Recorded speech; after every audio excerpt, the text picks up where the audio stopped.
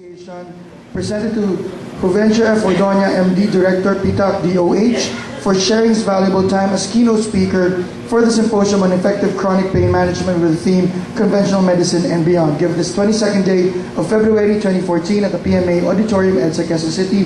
Signed, yours truly as President and Edward Ko as the International Advisor.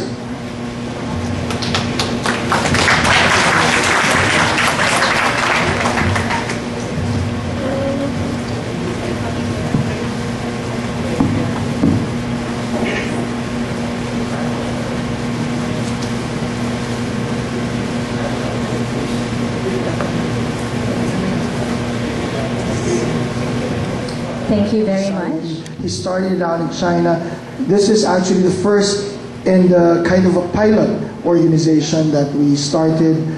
And since we're doing good, we're just conversing because we plan to bring this component and build one as well in the different Asian countries like Malaysia, Singapore, Hong Kong, and Thailand.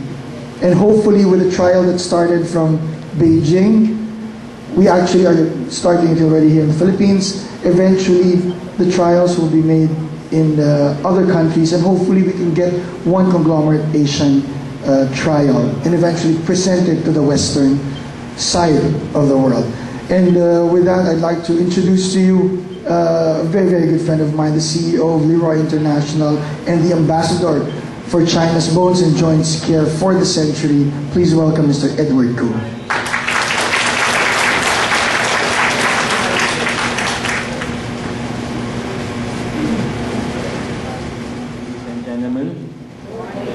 And thank you very much, Rylan, for all the good words. I wouldn't mind that he speak a little bit more, but he always speak very nice of me.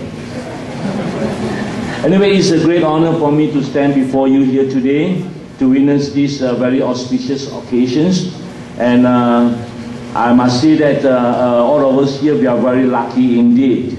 And as I heard from the PTAC president has just mentioned, and I must say that the traditional healers in the Philippines, in fact, are very, very lucky.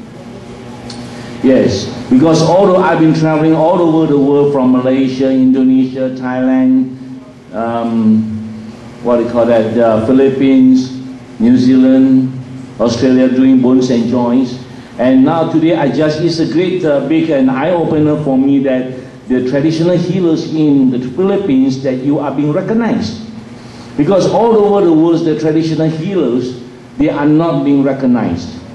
They only have followers, they have believers, and they are not protected at all. But in the Philippines here, you are being protected, and I must say that you are very lucky, and I strongly agree with what the President has just mentioned, that we have to be united to achieve the missions that what we want to achieve. And I hope that in some way in the near future that the Philippines PTAC can be the role model for the entire Asia to recognize the traditional healer.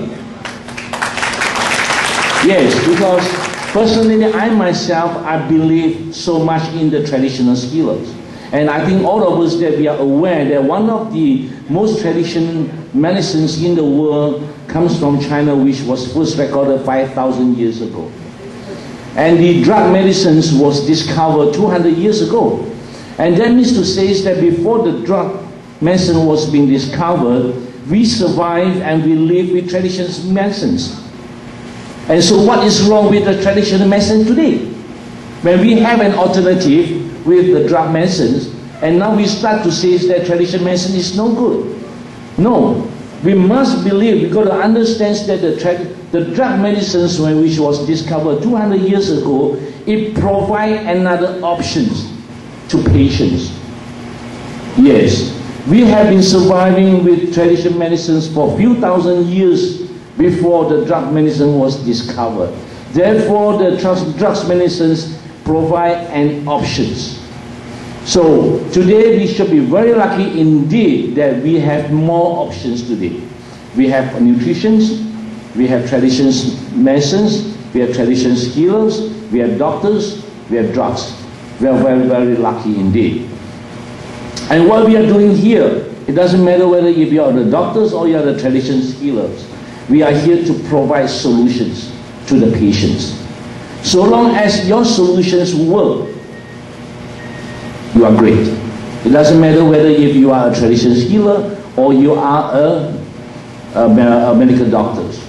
Because what the patients want today, they want answer to their problem. They want answers to their health.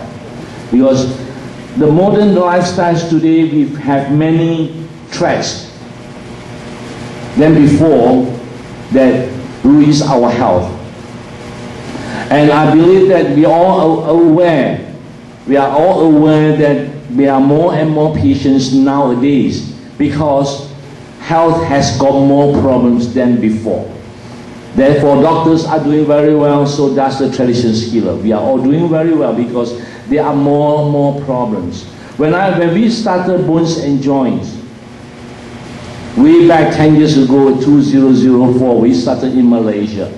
When we started Bones and Joints, people say that we are crazy. Why? Because nobody have ever heard that as long as health is concerned, that we focus on bones and joints. Nobody focus on that. Likewise today, we got so many options to improve our health.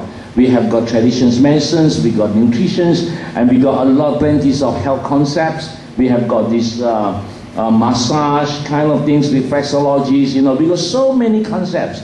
But not many people in the world today really focus on bones and joints.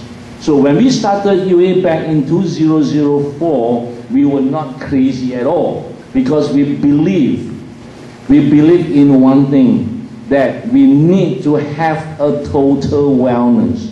So it doesn't matter that if you are completely healthy, you got a very strong heart, you got a very strong kidney, you got a very strong liver, but if you do not have a strong bones, it means nothing. Bones is like a structure of our body, it's just like a structure of a building. Right? If you do not have a good structure of a building, if you spend $1 million in the what they call the most expensive decorations, decorating how nice the building would look like, but if you do not have a good structure, it means nothing at the end of the day. If we were to recall back, it was after year 2000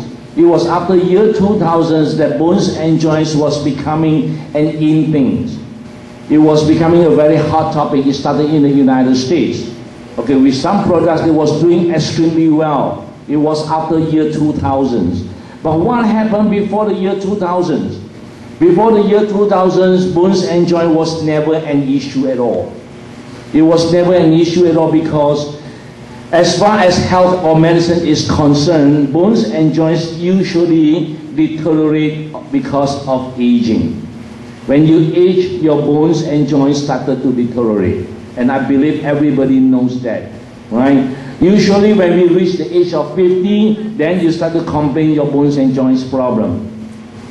But you don't complain your bones and joints problem when you do not reach 40 or 50. But the lifestyle today, it makes the great difference.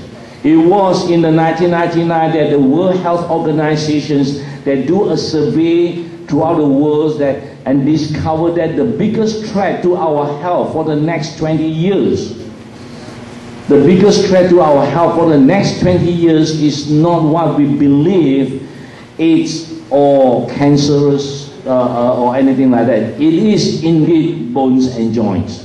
And this was recorded by the World Health Organization in the year 1999. And when this report was being published, the world started to look into bones and joints, and many of us here are not aware of it. And we are one of the lucky ones that we read about these reports, so we started Bones and Joints in the year 2004. And within a short period of time, we have been doing quite well in many countries, and we explore our markets, our health concepts, our unique health concepts to many countries, and we reached to China in the year 2008, and here we are today in the Philippines. 10 years later. So when we started in 2004 and we are here 10 years later in the Philippines, people say that we are late. No, ladies and gentlemen, as far as bone and joints are concerned, you are never late because nobody focus on this. We are the only one.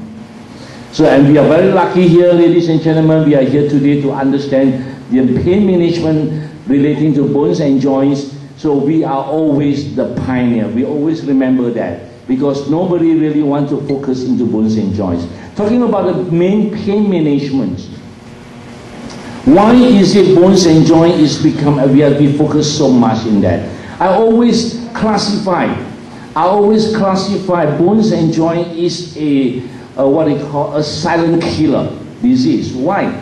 Because when bones and joints problems occur, what happens? It brings pains to your body, but it doesn't kill. It doesn't kill. Any disease that we encounter, so long as it doesn't kill, we don't take it seriously. We never take it seriously.